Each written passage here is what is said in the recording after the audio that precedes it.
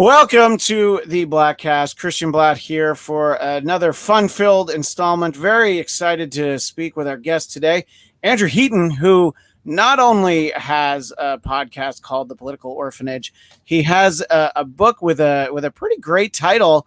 I don't even need to wholeheartedly endorse the title, but I love it. Los Angeles is hideous.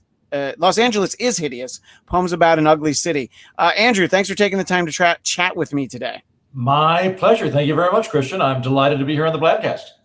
So let's before we get to the actual poetry in there, and I thought when you said the title of the book, I just thought it's going to be like, okay, so he's just going to write about how terrible it is. But I like that you actually took the time to create art, and you can argue whether all book is art. But poetry is definitely in a class differently than, a bunch of essays, So yeah. Talk about the idea of, looking around yourself when you were still in Los Angeles and thinking, wow, this place is hideous. I want to make some poems about it. Yeah. Okay. So I've lived in Los Angeles twice, and I lived there right out of college. I lived in a tool shed behind my best friend's house. And was trying to get into radio, and I ended up leaving after about 8 months because I just didn't like it. And then I came back in 2020. I came back in January of 2020 for the networking. Again, for the networking. Yeah, good timing. Good timing. Exactly. And I going out there, I was like, I'm a forest guy. My favorite city in the world is Edinburgh, which is this autumn, rainy, hilly city with lots of castles. It's very walkable. So like Los Angeles is the antithesis of that. And I've been out there several times, so I knew this in advance. And I was like, don't worry, it's not going to be aesthetically pleasant, but all of the networking you will do will compensate. And it doesn't matter that you're living in an overpriced box with no porch. You're going to be hanging out with producers and models every night. It's all going to be this great thing. And that was my mindset. And I was walking around Los Angeles. I was looking at apartments and was going through, and I was so overwhelmed at how ugly the city is. I realized there's probably attractive parts of the city. None of the places I hung out or lived in ever remotely it struck me as just a series of large dumpsters stacked on never-ending parking lots. And I was so repulsed by it that I started taking notes. And then when I finally decided to leave, because I did in about this time last year, I'd been out there for 6 months and was like, well, this is ridiculous. This is like the young Angelou that marries the 95-year-old rich guy, and then it turns out he doesn't have any money. And I was like, well, I'm gone. I didn't come here for the love. I came here for the money. So I got out, and as I was leaving, I was like, you know what? I kind of want to do something with this just sense of bristling terror I have at what the town looks like. I'll add, for anybody that's really confused, I don't like summer, and I think beaches are just a desert with a hole at the end. So the stuff that appeals to people in Los Angeles is utterly lost on me. I get if you really like summer, you love beaches, I kind of get why you'd like LA. I'll point out that there's literally a long squiggly beach all the way from Mexico up to Alaska, so you could live anywhere else. But all the same, though, none of the beguiling elements of the city work on me. So sure, and I'll just interject. Depending on if somebody's geography is completely flexible, there's also beach all the way from Florida up to Maine. So true. I think we'll have to fact check that. But I know what? Let me not put that out there. Yeah. You know what? It's a very volatile time right now. I shouldn't have put that out there. My apologies. And so I wrote Los Angeles is hideous. Now I'll for anybody that's worried because it's poetry. Look, I get where you're coming from. I also think poems are just written by people too lazy to learn guitar. I don't know why the medium exists anymore. I think as soon as we invented keyboards and ukuleles, it probably should have become like a passé thing, like harpsichords or whatever. So what it really, in my opinion, Los Angeles is hideous is really a series of jokes that are being spoon-fed into your brain using poetry, and it rests on your coffee table. Yeah, which I think is it's a great conversation piece, especially if you are in Los Angeles. Well, and actually, can I ask you? So you're the first person I've spoken to about this book who lives in Los Angeles. With the exception, my friend Bridget Fedesi, who lives in Los Angeles. I don't know if you know her. She did write a blurb for it, which was really nice. But you're the first person I've spoken to, and I've been very cagey because it's like if you're in New York, you love slagging on Los Angeles. If you're in San Francisco, people in Northern California love making fun of Southern California. But so for you being in Los Angeles, is this funny? Like, you don't agree with it, but it's funny? Or is it like Yeah, offensive, but it's funny enough? Where are you? it's very funny. It's in the way where I think, first of all, I'm not from here. I moved here from New York, so I chose Okay. to come here. So my attachment is a little bit different. Yeah. It's not like, hey, that's my home. No, it's just a place that I've happened to live for 18 years now. Uh-huh. And I've got a wife and 2 kids here, so it's like, I'm not going anywhere at this point. But I mean, there's a lot of things I like about it, but I can certainly laugh about it. Right. I mean, if a good parody of a movie you love is still going to be funny. Right. As much as I loved Star Wars growing up as a kid, I could read the Mad Magazine parody and be like, yeah, that's kind of funny. Only kind of funny, but still kind of funny. And I don't agree with the blanket statement, Los Angeles is hideous, but what I will agree with, boy, is there a lot of places that are hideous, and you were talking about how people say like, oh, yeah, we have the beach. But how many people do you know in Los Angeles that actually live close to the beach? Right. I know some, and they live close in the way where it's only 10 minutes.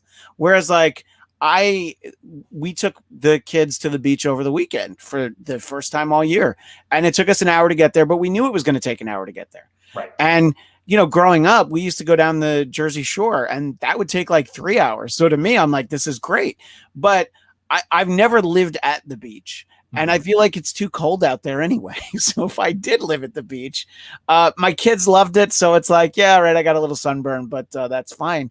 But I think that there's a lot of things that I like about California, which is, you can drive maybe 2 hours in any direction. And what season do you want? Do you want it to be summer? Do you want to go out to the snow? Not quite this time of year, but do you want to go out to the mountains?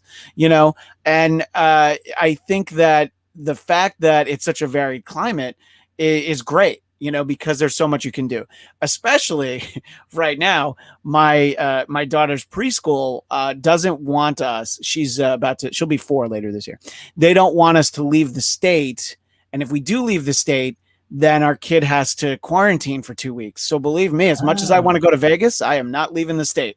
As much as I want to see people in other parts of the country, I don't love them enough that I want to spend an extra 2 weeks with my kids holed up in the house. The idea of coming home from a vacation and then not like, okay, please go and be free at your preschool and have fun. That's not appealing to me. So we can, you go up to Santa Barbara. It's lovely up there. Your book isn't Santa Barbara is hideous, no, but I don't have any. I actually think Northern California is super pretty. I love trees and I love forests. Yeah. So like I was out in Oakland for a month covering stuff for my podcast, The Political Orphanage, back in October, November. And I was like, this is great. I can drive any direction and hit redwoods in 10 minutes. Yeah. Like Northern California starts kind of turning into Oregon. Like it turns into kind of like Pacific Northwest kind of stuff.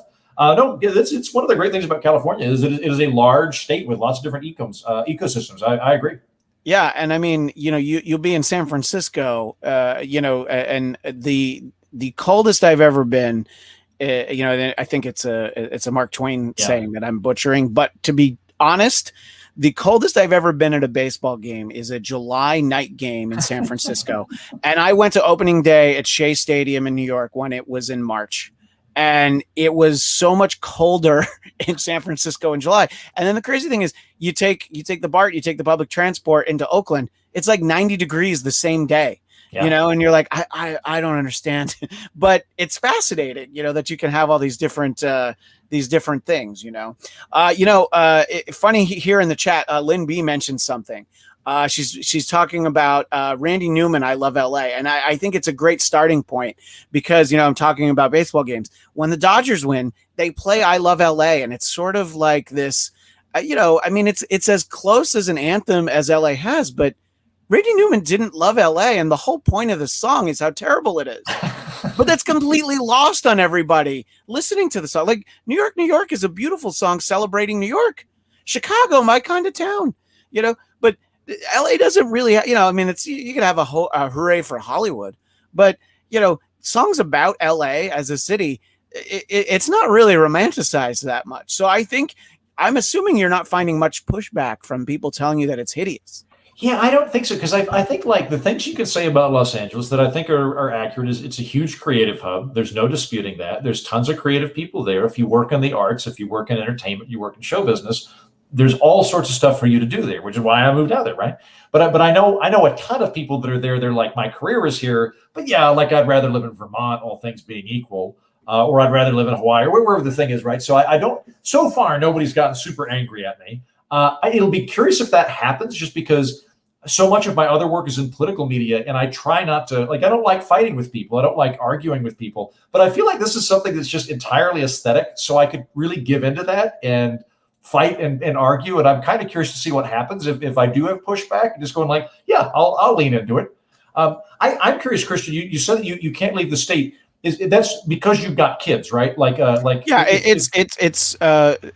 my kids go to different preschools. The one that my daughter goes to, that's just their policy, and it's a corporation. I mean, it's I guess I can call it a chain of preschools. I don't know if that's quite the right term, and that's just what their policy is. Mm-hmm. So if you leave the state, it's fine. You just have to quarantine. I think it's 10 days now. It used to be 14 days, but it's, for all intents and purposes, that's 2 weeks. So yeah, so that's the reason why. And I think that's one of those where, and then it's like, okay, is it if I go on vacation with my kids? There was something work related that I almost did earlier in the year that was in Florida.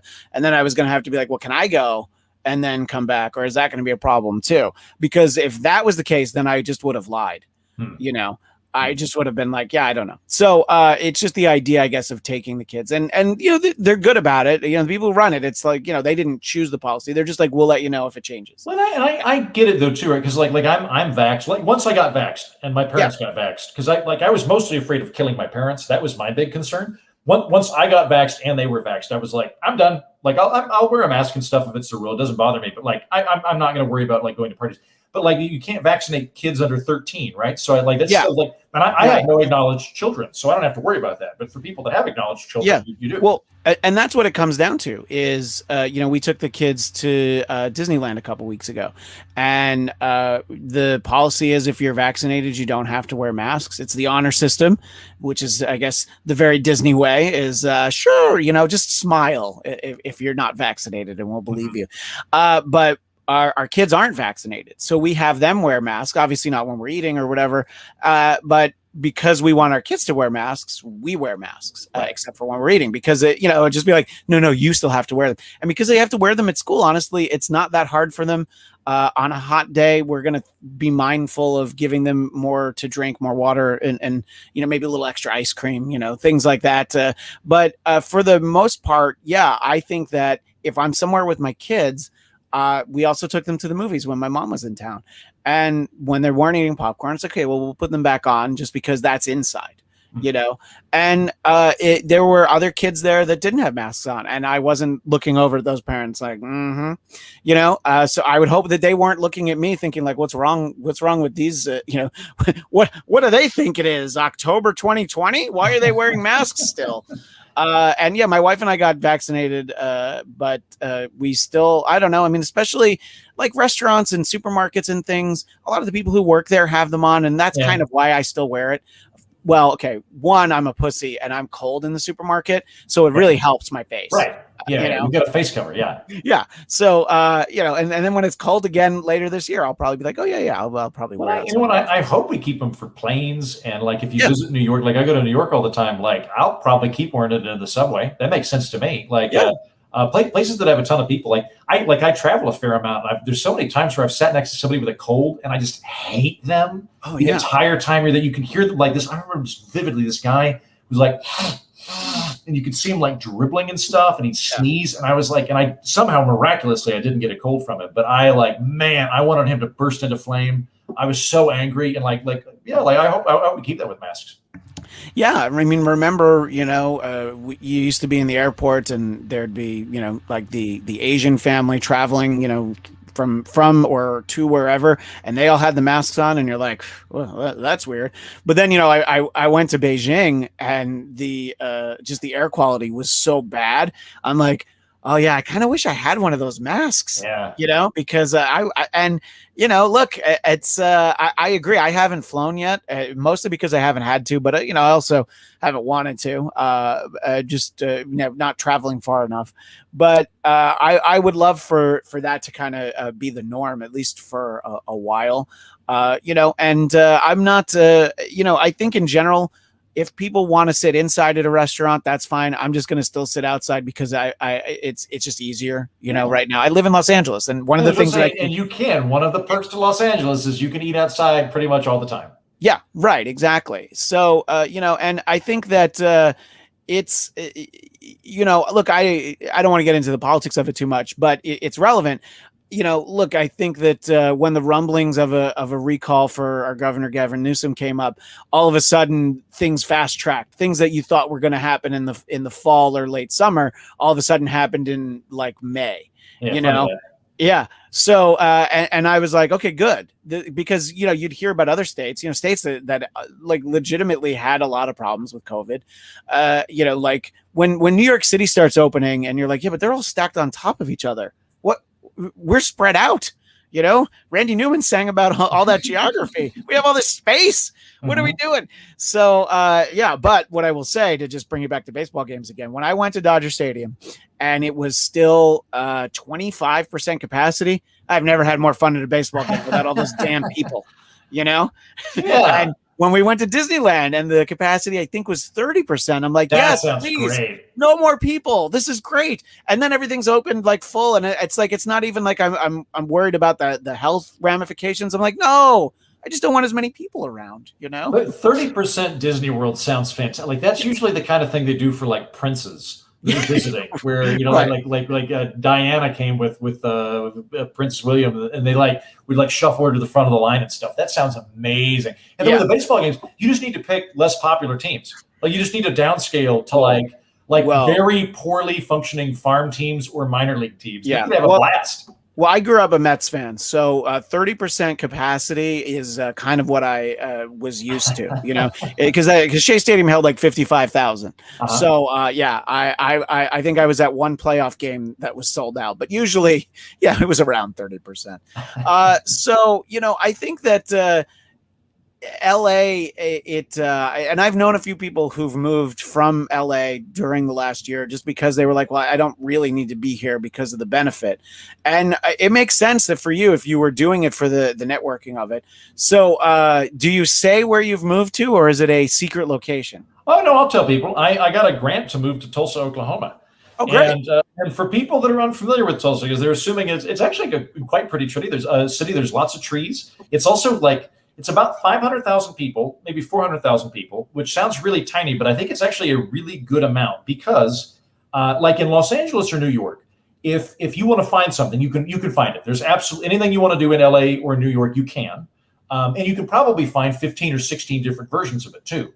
In Tulsa, you can find like anything you want, but only 1 to 3 of those things. And the upshot to it is you never drive more than 20 minutes. And then the other upshot I'm finding is that if like there's a cigar lounge I go to in downtown Tulsa, if you like cigars, you're going to meet everybody else in Tulsa that likes cigars. So you're going to have lots of friends that are black and gay and transgender and all these things, because every single person that likes cigars is going to funnel through that same bottleneck, and everybody kind of gets along. So I'm in Tulsa. I moved out here in May. I'm here for a year on a grant program that I received, and then at the end of next May, I'll decide if I want to stick around and become mayor and get 2 or 3 wives, or if I move on to another location.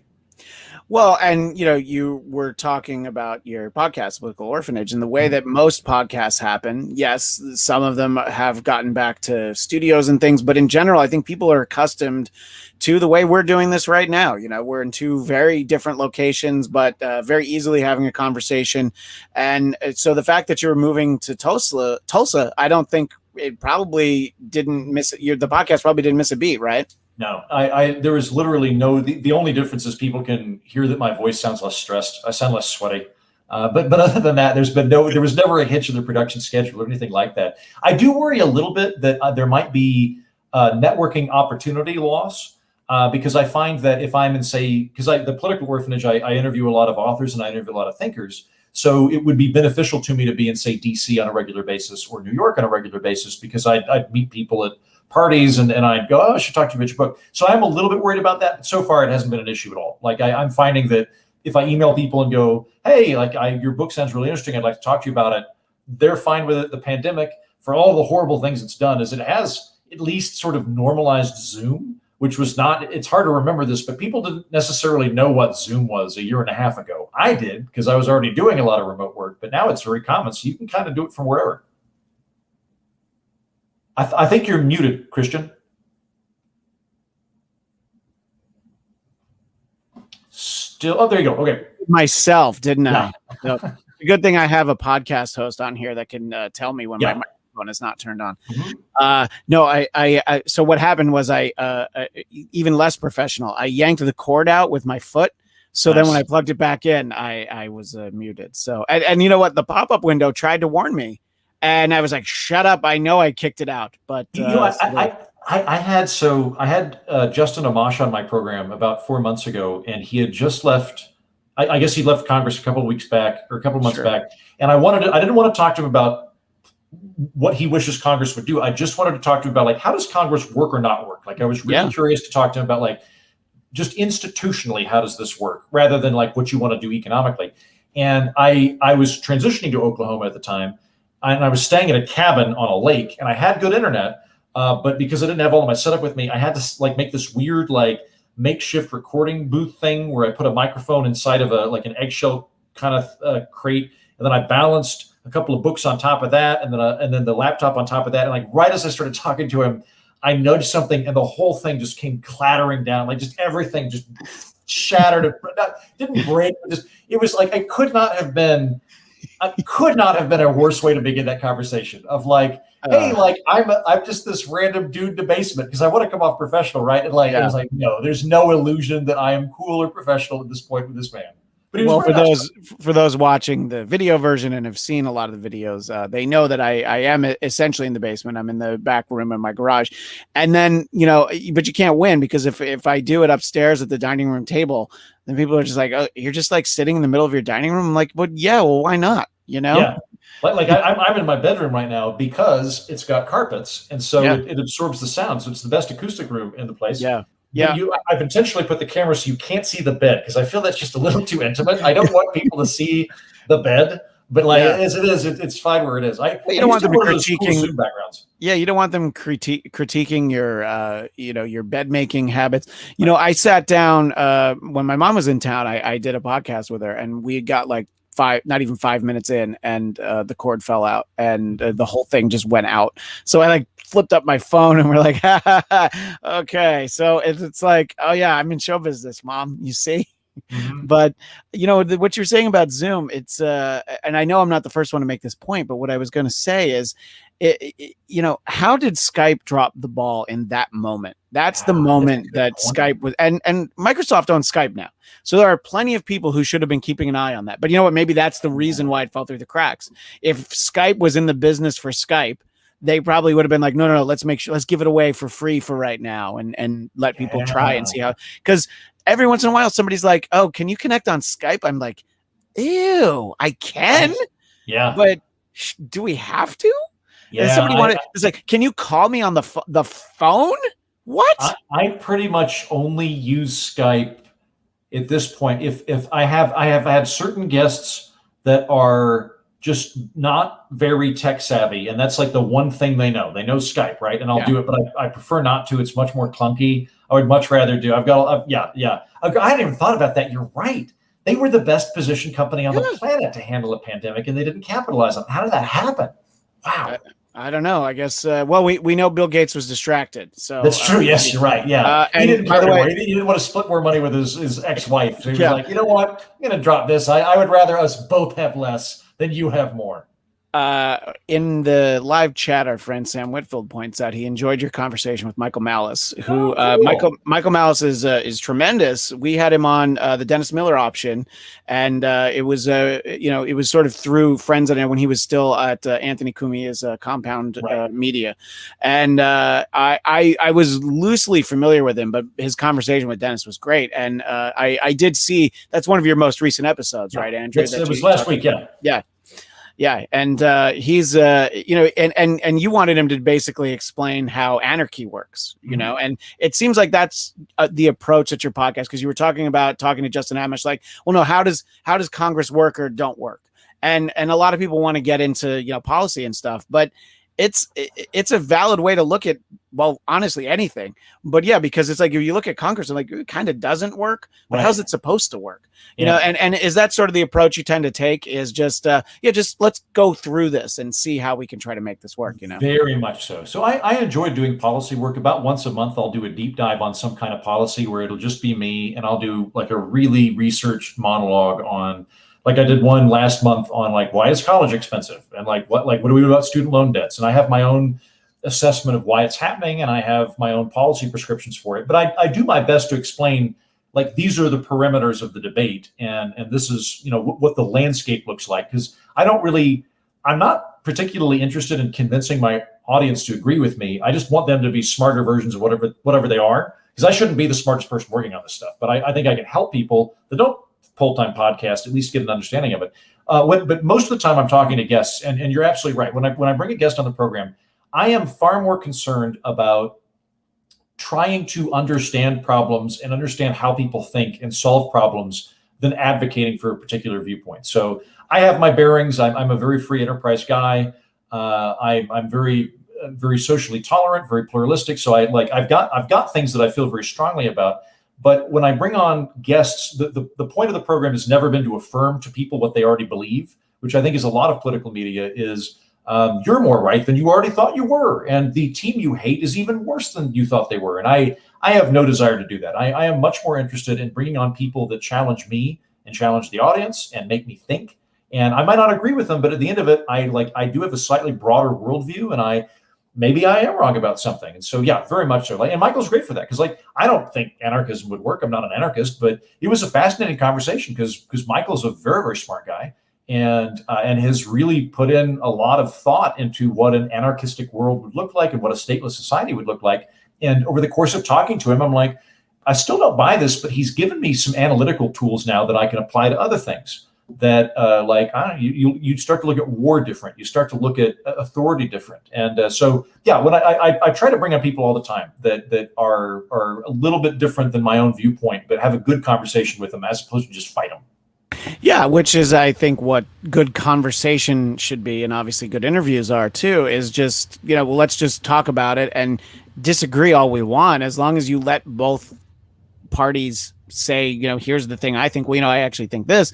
I think that's great. And I think that the proliferation of the podcast, obviously, Joe Rogan with his 3-hour conversations, people are willing to listen if you just give them time. I mean, I think when you were, the worst, I think, it's what put food on my table for a while, but the worst thing for the art of interviewing was broadcast radio. Because it's like, yeah, you can have a conversation for an hour, but you're going to need to do it in 8-minute chunks with like 5 minutes of commercials in between. And, there's something great about those conversations, especially when you could take live feedback from the audience. That stuff is great. But what was always better was like recording it after the show and then carving it up later so that I could fit in that format. And, doing a podcast where you can really get deeper in a conversation, having done a radio show and a podcast with Dennis Miller, he's a great interview in either format. But when he could just talk to somebody and not be like 2 minutes, 30 seconds, we got to go, and he's trying to hit a joke on the way out, it's just so much better. And I think it's interesting when people don't agree and they're going to have like a civil conversation about it, but that doesn't seem to be the case. Obviously, people can make the point all they want about why they think we are, but just the polarization when it comes to talking about anything. I mean, God, yes, it's polarizing to talk about politics, but if you go on Twitter and you say, I really like that Black Widow movie. What do you mean you like the Black Widow movie? What the hell's wrong with you? Here's the 8 things that you shouldn't like about it. I'm like, I don't know. I thought it was fun. Fun? Who has fun in 2021? So I 1,000% agree with everything you just said, Christian. Like literally so I haven't worked in radio, but I have worked in television. I was a television writer and news analysis programming. And I'll say, like, my old boss, Kennedy's great. I love Kennedy. She's very, very smart. And I worked with a lot of really smart people. The first show I was on was called The Independents, and Matt Welch and Camille Foster were also on that. All of them incredibly literate, high-level thinkers.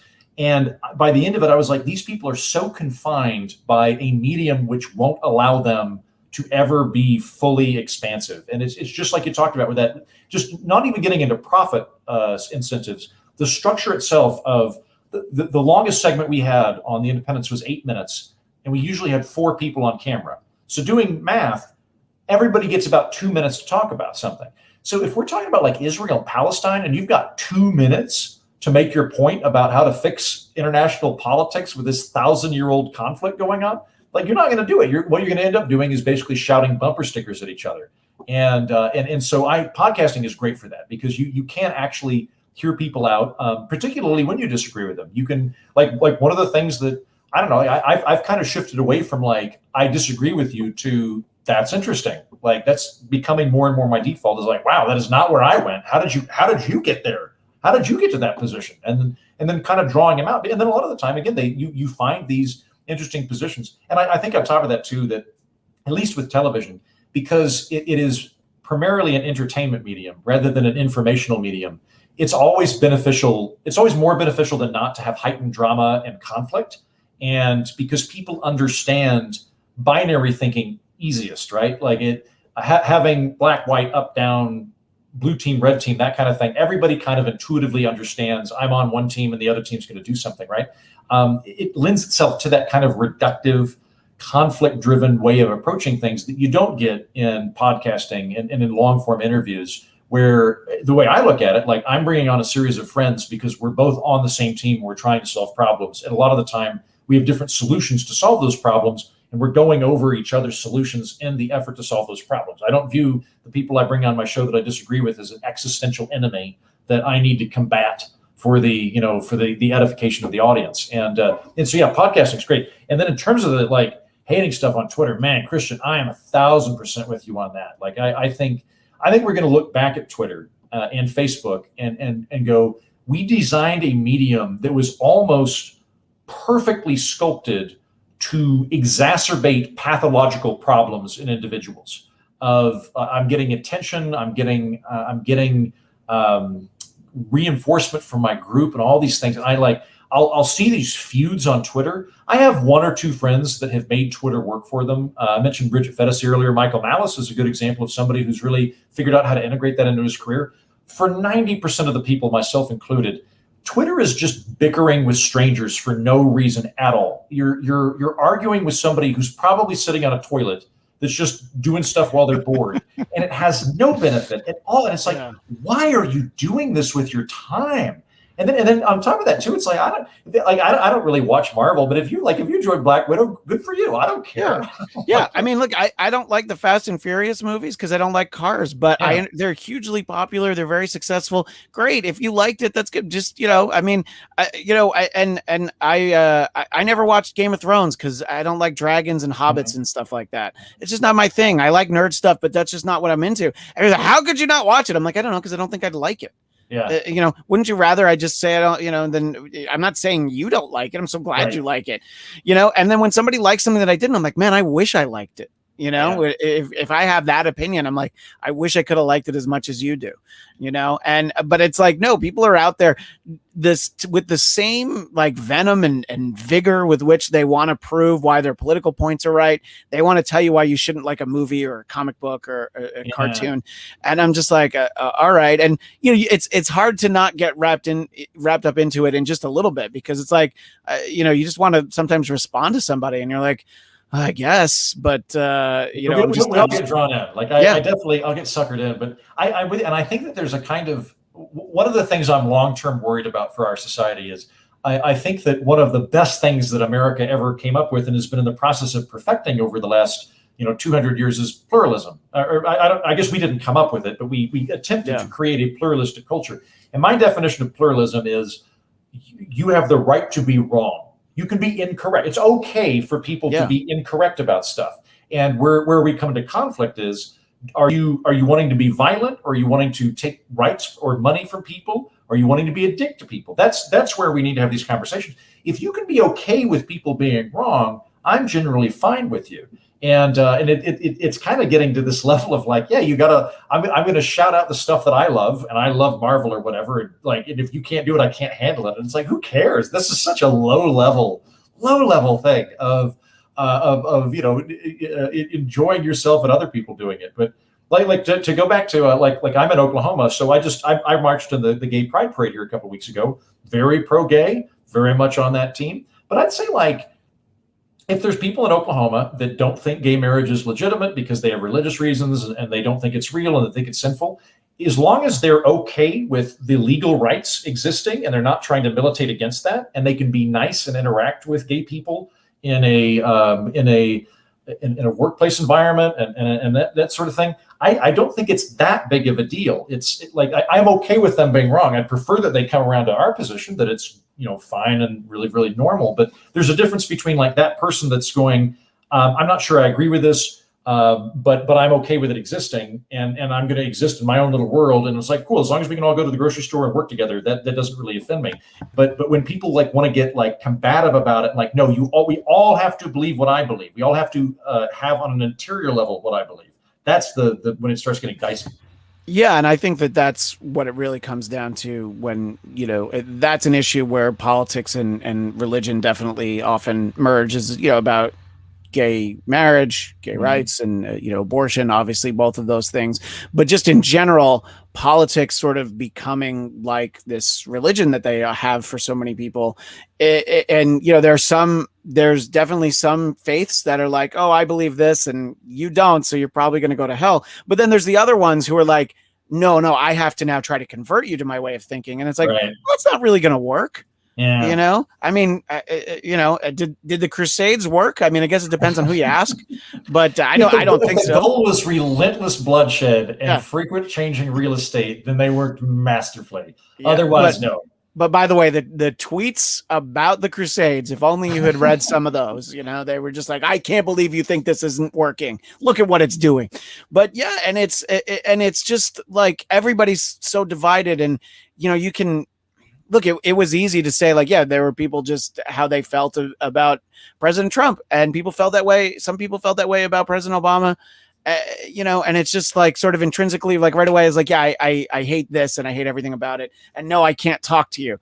That's really what it turned into. I think, I mean, when you used to have, a great debate, like William F. Buckley used to do that show.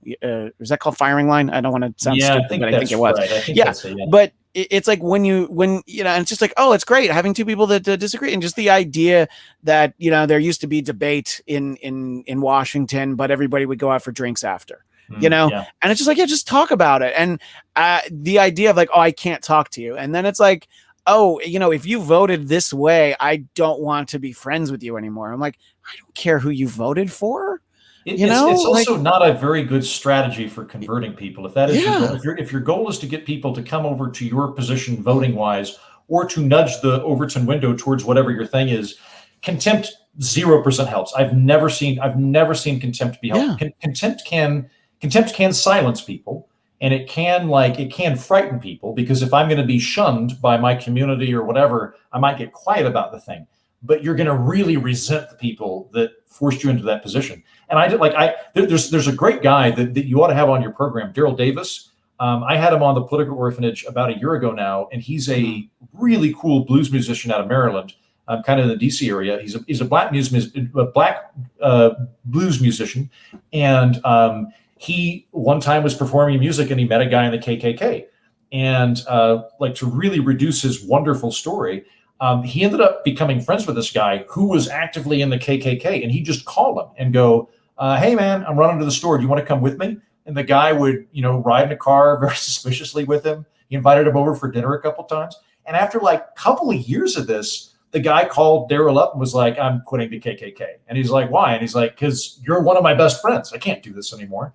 And that conversion, which he's now had success with, I think a couple hundred people. I think there's like over 200 people have left the Klan or left Nazi outfits, have done it because he wanted to interact with them and wanted to make overtures of friendship, which totally 1,000% understand why you wouldn't want to do it with anybody that actively is opposed to who you are. I totally get that. That said, though, from a tactical level, that works better than anything else. And so being able to be friends with something much, much less low on that totem pole of like, you voted for a Republican senator or something, you're more apt to bring them over to your position if you continue to interact with them and have them in your life than if you cut them off and let them live in an echo chamber. Yeah. And then the people who cut off, it's like, I'm like, oh, I even agree with them, but if they're willing to cut people off, I'm like, I kind of want them to cut me off, you know? I'm like, I'm not that interested in interacting with somebody that's how they make their decisions, you know? Right. I mean, obviously, people have a preconceived notion about the late Andrew Breitbart, who I knew very well. He was at my wedding, and he used to guest host for Dennis Miller all the time. And what I will tell people all the time about Andrew Breitbart is he wouldn't start talking about politics with you. He loved talking about baseball more than anything. And boy, you know, just the fire that he had for the Los Angeles Dodgers was so funny. And just sitting and talking to him for hours. And yeah, you could have the same conversation. I would talk to him about politics like that too. But it's like, yeah, it's just like, and he would be friends with everybody, you know? I mean, Yeah. if you didn't agree with him, he was happy to talk to you. And I think that, you know, the idea of having that conversation, you know, the conversations that he would have, whether it be on the show when he would guest host for Dennis or whatever, it's just, I think it's lost on a lot of people. The idea of, it's kind of interesting to disagree with somebody, you know, it's like, well, why do you feel that way? Okay. I kind of get it. You know, I mean, it's if somebody explains, you know, something like gun control. Well, here's why I think it's a bad idea. Here's why I think it's a good idea. You're probably not going to win each other over, but you're like, okay, at least I understand why people feel that way, you know? Well, and a lot of the time, I've been wrong about so much stuff in my life that like I assume I'm wrong about stuff right now. I'm guessing I'm wrong about probably 25 to 40% of what I currently believe. I just don't know what bit. And in order for me to, I'm not going to find that out by talking to people that reaffirm what I already think. I need to talk to other people. And what typically happens is they'll plant some seed in my brain that feels a little bit uncomfortable. And after a couple of months, I'm like, you know what? I think I was wrong about that thing. And I'm with you too, Christian, about that. Like the people that are that quickly cut people off, because I think we all have some outer bounds of what's acceptable, right? Like if your friend becomes a serial killer or something, but when it's just you have a wrong opinion or you voted the wrong way, and so I'm gonna cut you off. It's frightening because it's like I was not a Trump guy. I was very much opposed to Trump during the 2020 election and the 2016 election. I never flirted with Trump. One of my best friends voted for Trump. Our friendship is not predicated on that. I know him very well. I know him to be a very good person. I think he made the wrong decision on it. But at the same time, I also know him well enough to say that he didn't walk into the booth and go, well, I really hate these ethnic groups and I hate women, therefore I'm voting for Trump. I know that wasn't his reasoning going on, right? So we can get along pretty well. And for my friends that are apt to cut people off for infractions of whatever the perceived thing is, it really frightens me because I'm like, well, I now know that I am living on permanent probation status with you. Like my friend that voted for Trump and I, neither of us were worried about losing the friendship based on how we voted. But it's like, okay, so like if Romney, like I voted for Romney, like if Romney came back, would I be cut out of your life if I voted for Romney? Like I had roommates one time when they found out that I voted for Romney, were thinking about booting me out of the house. And I had to like explain why I did it. And they were like, well, okay. And I was like, well, this is terrifying because it means that I can never truly be comfortable around you because everything I'm doing is predicated on you agreeing with me. And like at some point, I'm going to disagree with you on something. I mean, at that point, we really have to look at each other and be able to say, are we saying the same thing in a different way? Or are we actually saying truly different things? And can we live with each other if we are? Yeah. And I think that, it's a simpler era where you could see that the other person running, you know, John McCain being a good example, you're like, okay, this is a good man who just has a different outlook. We'll vote the other way. But then I think with Trump, it obviously just drove people so crazy because you're like, no, this is a really bad guy. And it's like before he was ever on a ballot, people thought he was a bad guy. And some people loved him, you know, and it was such a divisive figure. And I think that reaction is what turned it into like, you know, I mean, I do think, look, people were, you know, there are certain people where if you told them you voted for George W. Bush, they probably wouldn't have been your friend. But I think that like with Trump, it like reached a new level, especially the second time. The first time, I think some people were willing to chalk it up. It's like, yeah, you know what? Everybody kind of hated Hillary, didn't they? You know, but then the second time it's like, no, but look what he did. And it was like, I still, it's not like I didn't understand why people voted for Trump. I got it both times. I was just like, yeah, I just, I don't think I like that team sort of the way you're talking before. I was like, yeah, I'm just not going to vote for that team, you know? And it's like, I don't know. And I think that it's hard to have those conversations. But I've never thought I'm not going to talk to that person anymore because of how they voted, except for when they didn't vote for Sanjaya on American Idol. When you didn't see the talent there, I just don't think I can relate to you on any level. But we all agree that is the outer bounds. If you didn't vote for Sanjaya, I'm with you, and I think that I think one of the things that's misdiagnosed right now in the culture wars is we tend to frame it as if it's left versus right, and I don't think it is left versus right. I don't think it's ever been that. I think that there's people are either pluralistic or they're authoritarian in terms of how they approach things. Either we all need to be on the same page or we don't need to be on the same page. And for people that believe we all need to be on the same page, there's a kind of comfort in compliance and solidarity that happens. And so when stress levels increase, it's like the zone of acceptability shrinks. So I was, I don't know, 20, when I voted for Romney, I was like a capital L libertarian. Now I'm just an independent. I might even be a liberal. I don't know. I've definitely slid left over the last few years. But I found that a lot of people that were fine when they met me, that were like very progressive, and I was libertarian, were no longer okay with me, even though I was like center left, and they were now further left. And I was like, this doesn't make any sense to me because I am now closer to you than we were when we met. But they weren't looking at it in terms of sort of what are you trying to do, or alternately where we are. It was just a kind of, where is my zone of comfort? And it's so retracted right now that I can only hang out with people that are very much whatever I am. And so a lot of us got cut outside of it, even though we weren't that far away. Yeah, it's interesting. Sort of what you're talking about is sort of the idea that, it's like, oh, well, that's great that we agree on these 4 things, but, we kind of need to agree on all 20 things that I'm thinking of right now. And there was a comment in the chat a little while ago from Sam. Like him or not, I feel that Rush Limbaugh was the only one who was able to make radio broadcasting his own as a format, and I'm not sure we'll ever have that again. I think that, in terms of doing the sort of conversations for radio, people can talk to the success that Howard Stern had as a terrestrial radio broadcaster, but doing the hour-and-a-half interviews for Sirius, that's when people started to go like, oh yeah, see, listen to these conversations he's having. And, when you're not backed up by that. But the reason why I bring up Rush in that capacity was that his fans proudly called themselves ditto heads. That it was like, yeah, he believes these things. These are what I believe. And that's great that you found a guy that is that. But doing Dennis Miller's radio show, he was socially liberal and fiscally conservative and a libertarian on other things. So nobody was a Dennis Miller ditto head. And he thought that was great. He didn't want that. But radio stations want that. Yeah. They're going to tell you, here's why you should think this way on this issue. And we're like, well, I don't feel that way. I'm not going to pretend. Isn't that worse? Yeah. And I think that, and I'm not singling out Rush or his listeners for that.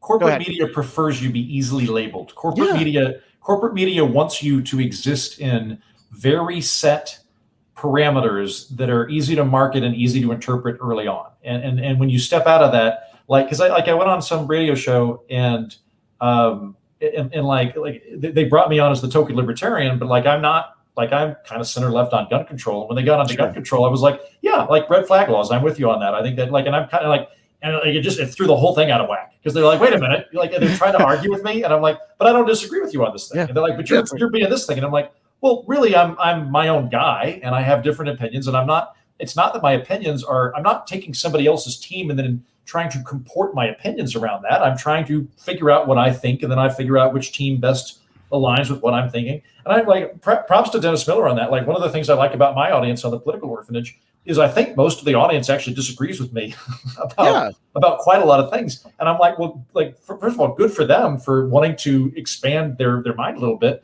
And also it makes me feel better because it means that I don't have to worry about alienating my audience if my opinion goes the wrong way, because they're not there to get spoon-fed stuff they already believe. Yeah, and it's also Dennis is a comedian. You shouldn't agree with everything he says. Most of what he says, he's saying for a joke.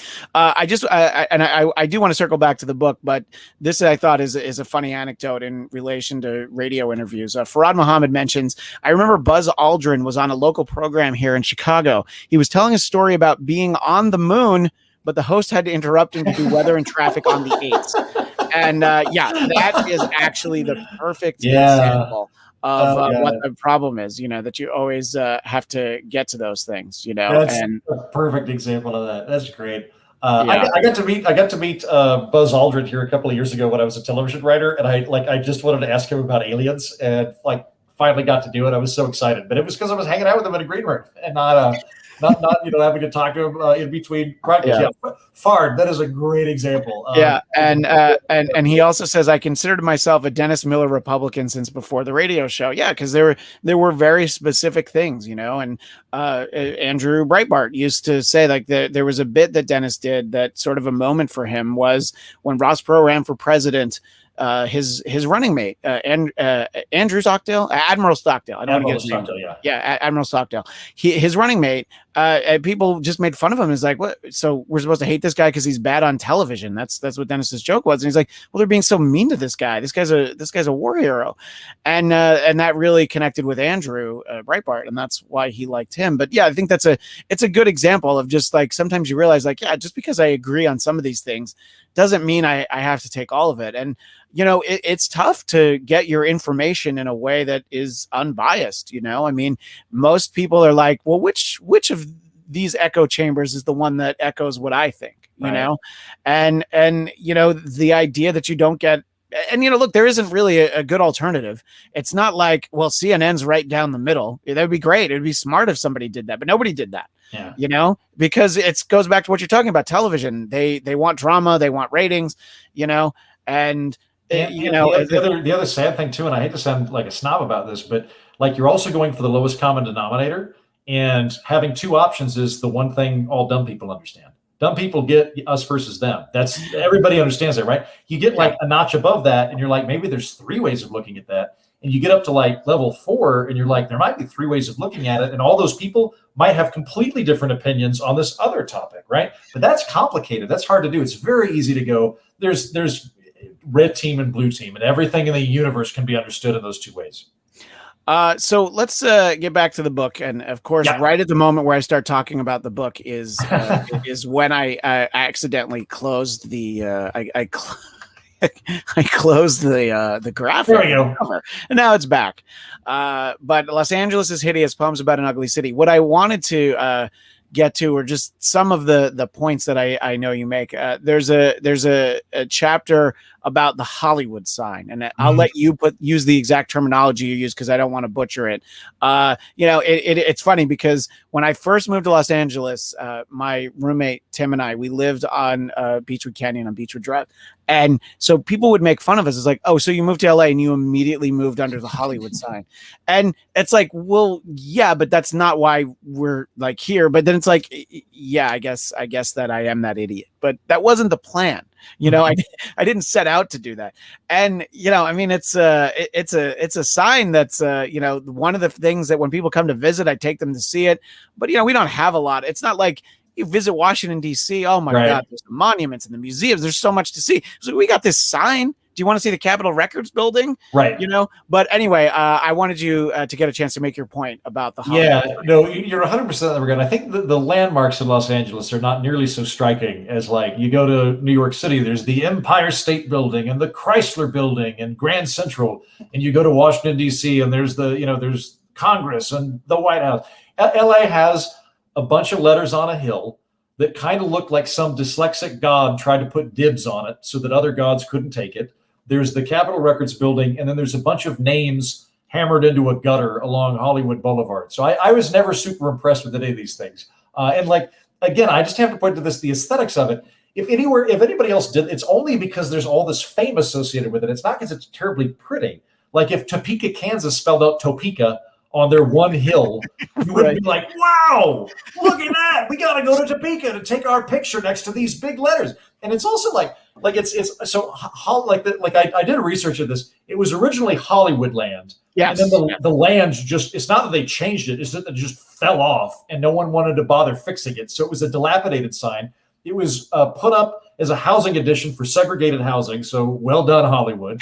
And then for a while it was Hollywoodland because like the O, half of the O fell off, so it was a U, and then literally the maintenance guy got shit-faced and drove off the cliff with the H on his car one time. So it was Hollywoodland for a bit, and it finally ended up being like it was just this basically like the road sign of Dorian Gray, where this decrepit thing is just falling apart.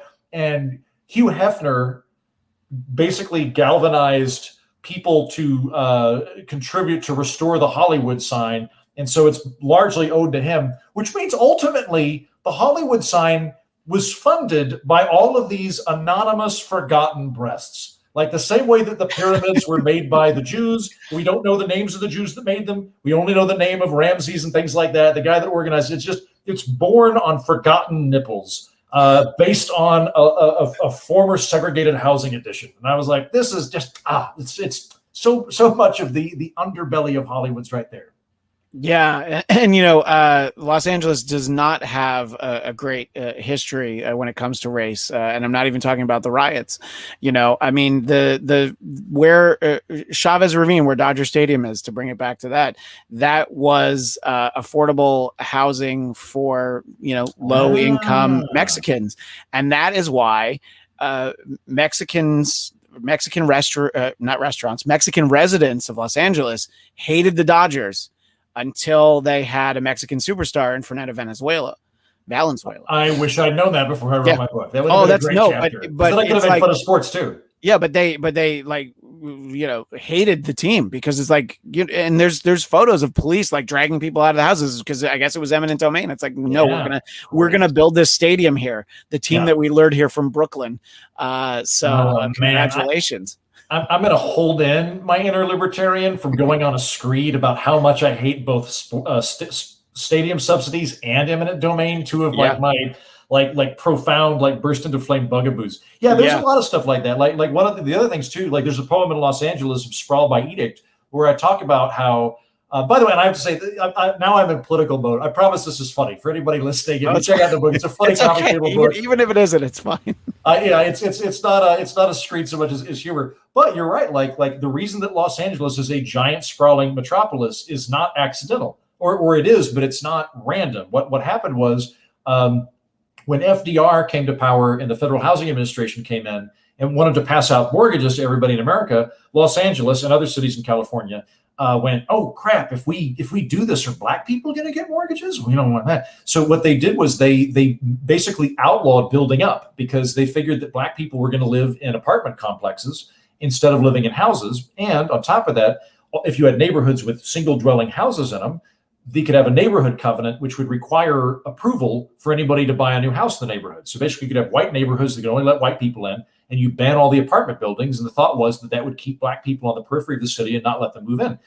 Well, Los Angeles has gotten over that overt racism. I don't think that Los Angeles today is a racist place or any more racist than anywhere else in America. I think it's pretty good in that regard, but they never updated the laws. So it's illegal to build up in Los Angeles like 80% of the developed land that you could otherwise build in. You can't build multi-dwelling units in a city of like 12 million people. So the result is you have to keep building out, and you have this massive city that's really like 8 cities that kind of tumor together that keeps spreading out like if you pour maple syrup on a sidewalk because it legally can't go up.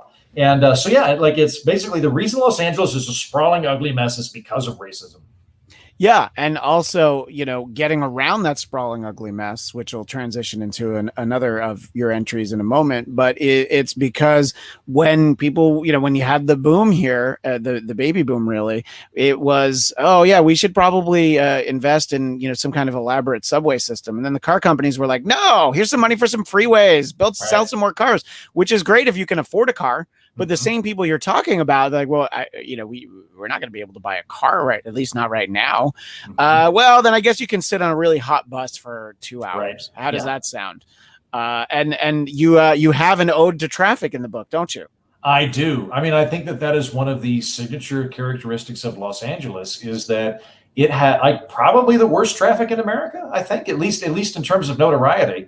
I mean, I think if you want to go on a technicality, Atlanta is worse because they put like the freeways all converge, like the interstates converge right in the middle of the city.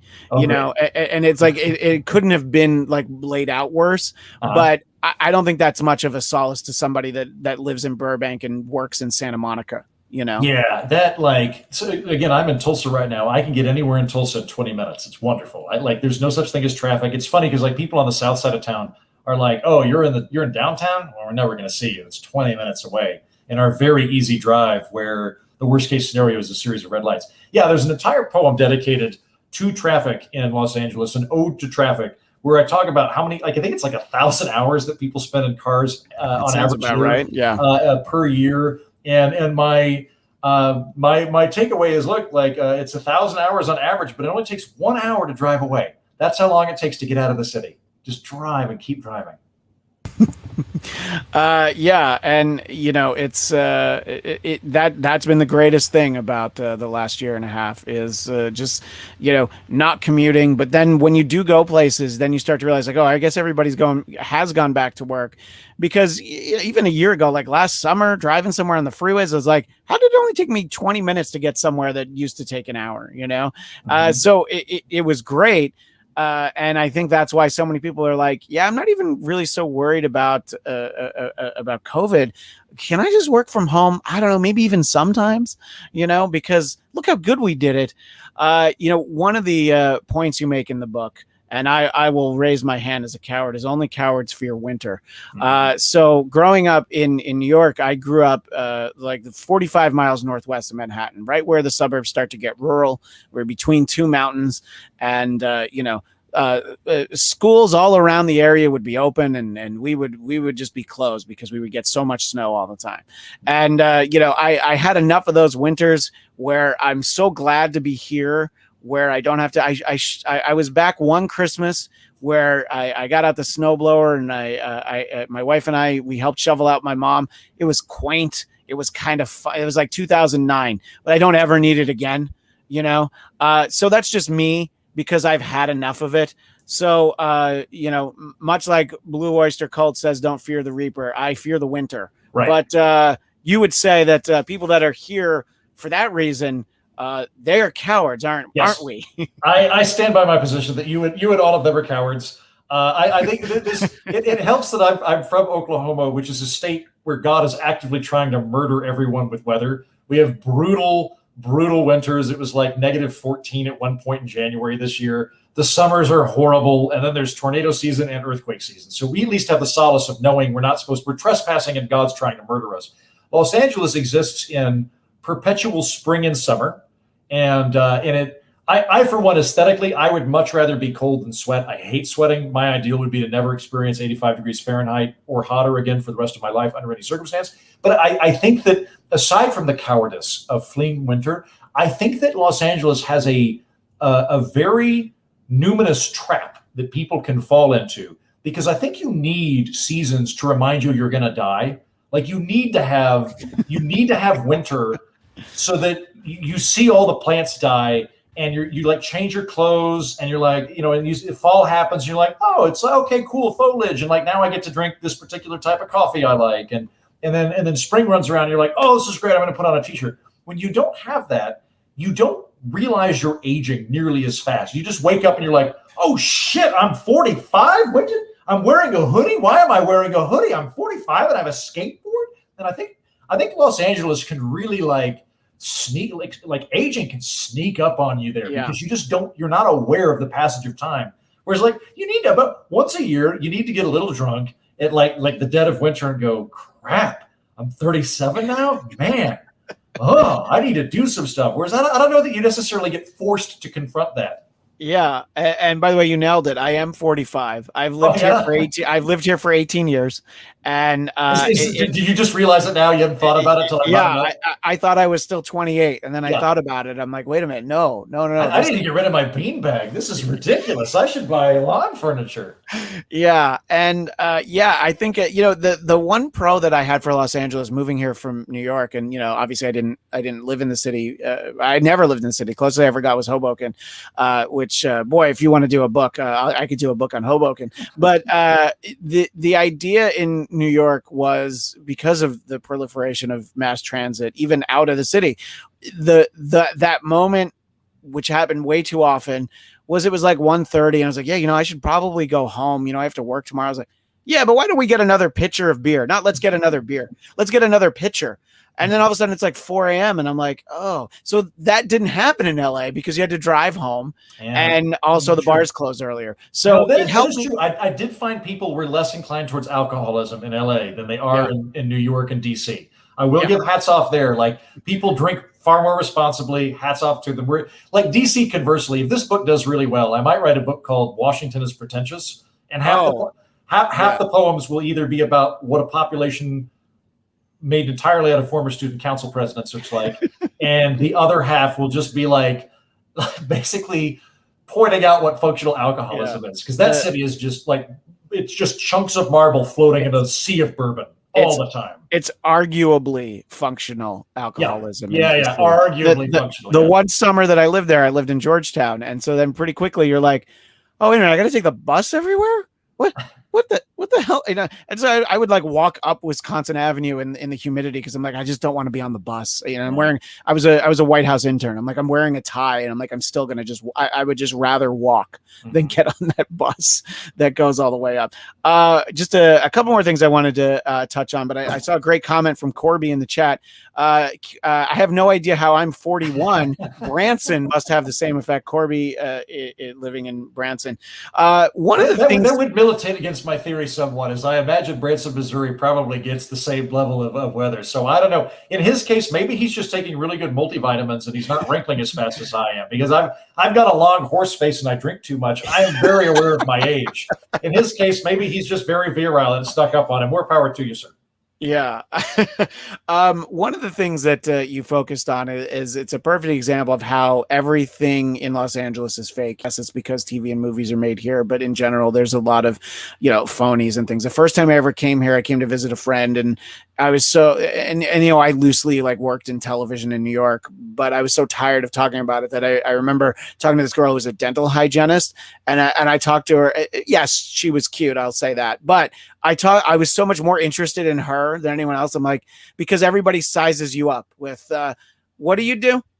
Is that going to help me? All right, well, I'll see you later, and just the idea of just having an actual conversation with people.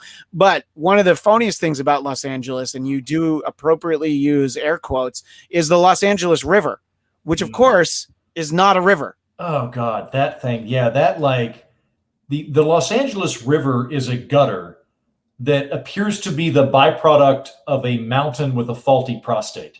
It is like when I showed up, like the first time I was there, I was like, oh, I live near a river. And then I went there and was like, what is this drainage ditch? It's completely cement. It reminds me of like when a toilet leaks, like, cause it never gushes. Maybe twice a year it'll rain in Los Angeles and everybody flips out because they don't know how to deal with it and like just park. And then it's probably a great torrent of a river at that time. The rest of the time, though, it's just it's like you've got a plumbing problem. And yeah, that's why I think the Los Angeles River should legally have air quotes around it. River. It's the Los Angeles River. Yeah, when it rains in February, and if it doesn't rain in February, then it doesn't rain all year. But if it does rain in February, like it's supposed to, like God intended, that's when and you'll see it on the news. They'll show you the LA River. It's like, look at it. And I'm like, all right, it's still not really a river. But yeah, that's literally the only time you ever see it full.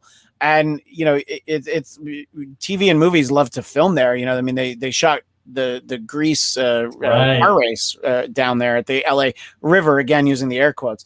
Well, Andrew, I could talk to you about the book. I could talk to you about all the other things we talked about again, but you've been very generous with your time. I appreciate it.